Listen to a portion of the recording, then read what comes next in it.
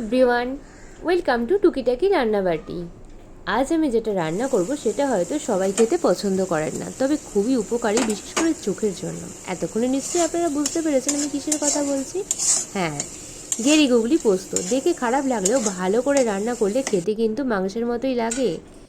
তো চলুন, এই গুগলি পোস্ত করার জন্য এবার আমি আলুটাকে ছোট ছোট করে কেটে নিয়ে ভেজে নিয়েছি।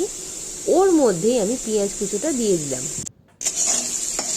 পেঁয়াজ কুচো কিছুটা ভাজা ভাজা হলে আমি আগে থেকে নুন হলুদ জলে ভাপিয়ে ধুয়ে রাখা গেরিটা দিয়ে দেব।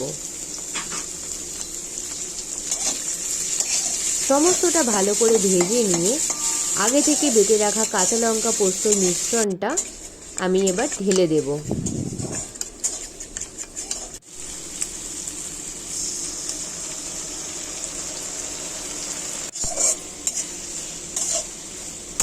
ভালো করে কষিয়ে নিয়ে পরিমাণ মতো নুন চিনি দিয়ে 2 মিনিট নাড়াচাড়া করে নামিয়ে নিয়ে রেডি আমার গেরি গুগলি পোস্ত। কার কার এই রেসিপিটা ভালো লাগে বা এই গেরি কে কে খেয়েছো আর কে কে খাওনি অবশ্যই জানিও। টাটা।